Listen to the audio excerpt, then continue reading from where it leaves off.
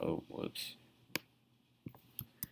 The only thing this article goes off on is this last last paragraph, because it says we can read the signs of the times, but we don't know enough to be dogmatic in the details.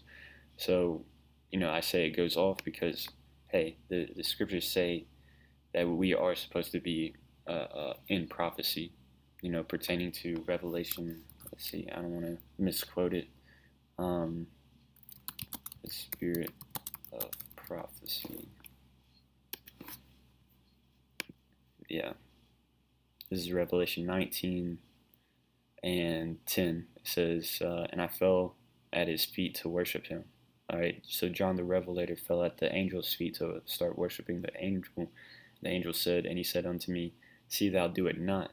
I am thy fellow servant and of thy brethren that have the testimony of YAHAWASHI. All right, so we're not supposed to worship angels. They're our fellow servants, our brothers. So if you do see an angel come out of the sky and start telling you these, deep secret things, don't worship them. They're just our brothers.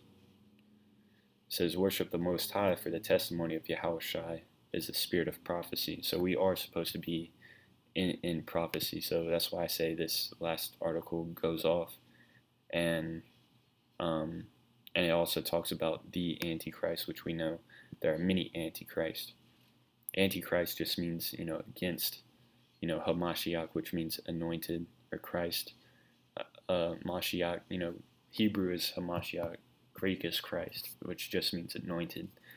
Right, so whenever you're against the anointed, it just means you're against, whatever these scriptures are saying. All right, and the scriptures say that, the Antichrist already works, so it's already working in the time of the apostles, because there's already, false philosophies and vain things against, Yahawashi's word. But that's why I say this last part goes off, but, everything else is pretty rock solid. But yeah, the Daniel the 7th chapter, the 4th beast is the 10-horned beast, which is the Roman Empire, and that's how it links up with Daniel the 2nd chapter. The kingdom of iron, right? The iron legs. But going on, verse 41, and whereas thou sawest the feet and toes, part of the potter's clay, and part of iron, the kingdom shall be divided, because that's how America and these other Western European countries operate. Every policy that's passed, or every issue that is brought out, everybody has their own vain opinion about how they should go about and solve it, whether it be fucking global climate change, or they'll argue about anything, man. They're all divided. But there shall be in it of strength of the iron, for as much as thou sawest the iron mixed with merry clay. And as the 10 toes of the feet were part of iron and part of clay, so the kingdom shall be partly strong and partly broken. Yeah, because it's still a first world country, but also in these first world countries, you have fucking ghettos and what they call food deserts. It has its problems, huge problems, arguably bigger problems than third world countries. And whereas thou sawest iron mixed with merry clay, they shall mingle themselves with the seed of men, but they shall not cleave one to another, even as iron is not mixed with clay. So yeah, they have a mixed, people dwelling in them, but everybody, at the end of the day, they resort to their own crowd, which is also why this kingdom is also referred to Babylon the Great, because Babylon means confusion. There's everybody can, practice whatever the fuck they want, and it's not united. That's the main part, is as much as they glorify in diversity, it's still diverse among them. Like, they don't mix, But yeah, so at the end of the day, you're either going to bow down to this beast system by taking the mark of the beast, or you're going to, hey, hold heavy onto those names of Yahweh, Ba'ashem, YAHAWASHI. Call upon those names because you have faith that after being put to death or being delivered, by, the heavenly host, you're going to receive that crown of life, like I read in Revelation 2 and 10. And you can also read about the crowning ceremony in, what's that, Second Ezra? Let's see, a man of high stature. Second Ezra 2. So Second Ezra, the second chapter. Towards the end, you can start around the 40th verse and just read down. It's a glorious, glorious chapter. It's one of my favorites. That's why one of my favorite verses is Revelation 3 and 10, which I'll grab it and I'll end it on that. Revelation 3. It might be 3 and 11.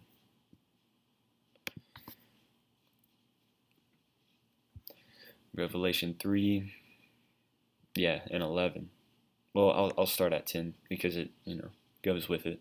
Revelation 3 and 10, because thou hast kept the word of my patience, and I also will keep thee from the hour of temptation. What's the hour of temptation?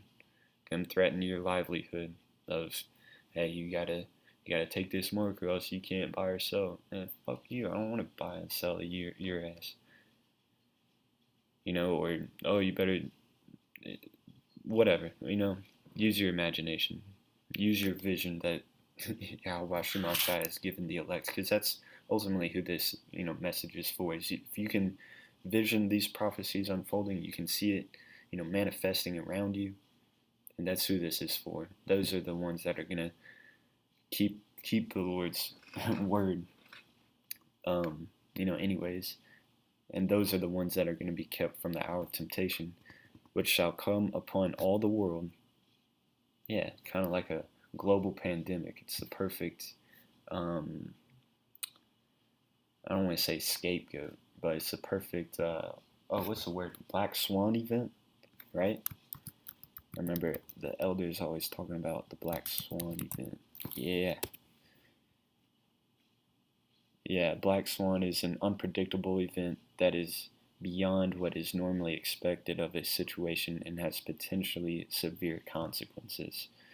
So this Black Swan event is a perfect order out of chaos, or order ab chaos, problem, reaction, solution, to get everybody to panic and look for a different way. And they're going to come with their own solution, which is going to give them complete control. It's they do it in marketing too, or any business. Is kind of like when your phone starts slowing down, they'll create the problem where, just to give you a different update, or they, which they also overload your device with different updates so that you buy the next version of the phone. Or they'll slow your internet down just to sell you the new updated router, which they don't have to do. They could just not fucking give you updates. But anyways, that it's a marketing scheme, to keep you buying the next better, quote unquote, better device. But it also works with a way of life. If they can create all these problems in a society, then they'll be dependent on the rulers to give them a better way of life in that society. So because of this Black Swan event, they're going to bring in their different devices that give them more control.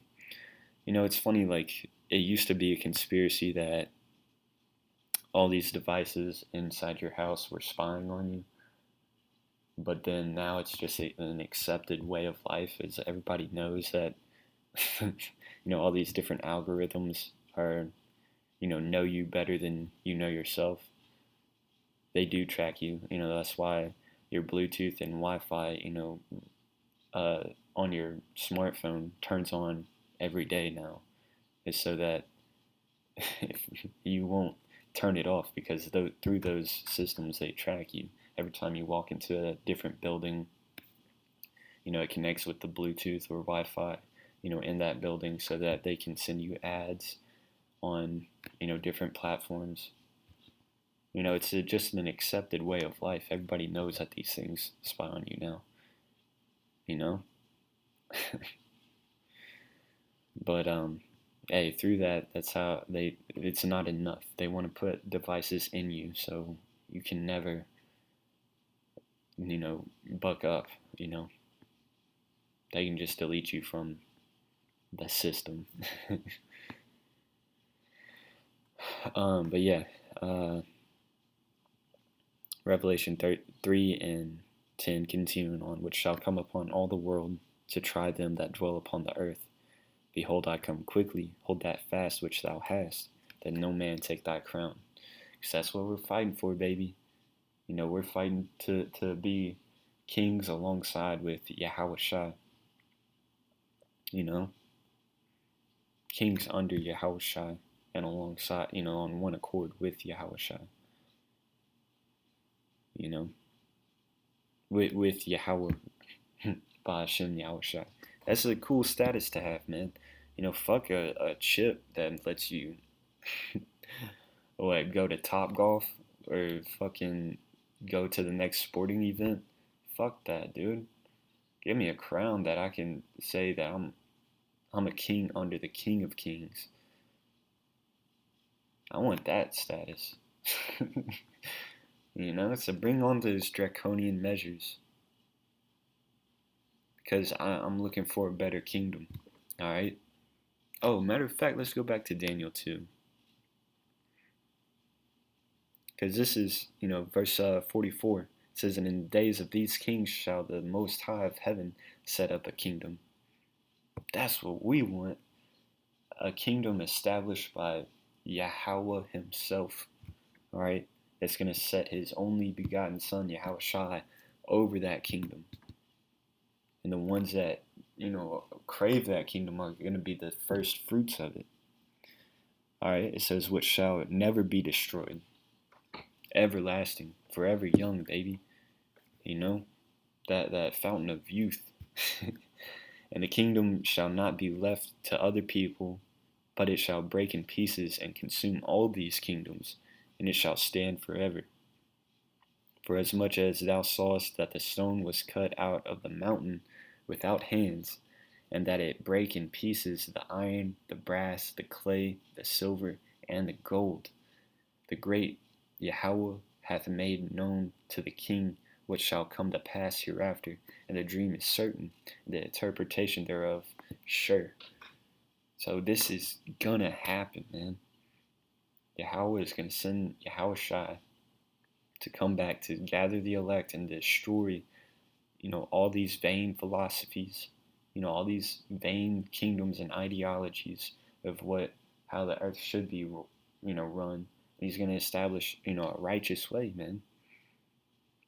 And really, these kingdoms are destroying themselves. They're the ones that built these nuclear weapons, and they're going to kill themselves with it, man. And it's going to be known. It's going to be known that this isn't the way. It's going to be known that who's got next, alright? So with that, Lord willing, this video was edifying. Once again, I'm going to give all praises, honor, and glory to Yahweh, Ba'ashem, Yahawashi, Ba'ashem, Akakwadash. Again, just to recap, we're coming into the times, make a choice. Are you going to bow down to Esau, Edom's beast empire, or are you going to stand on your two damn feet and proclaim Yahweh Ba'ashem Yahawashi to the bloody end, man? Shalom.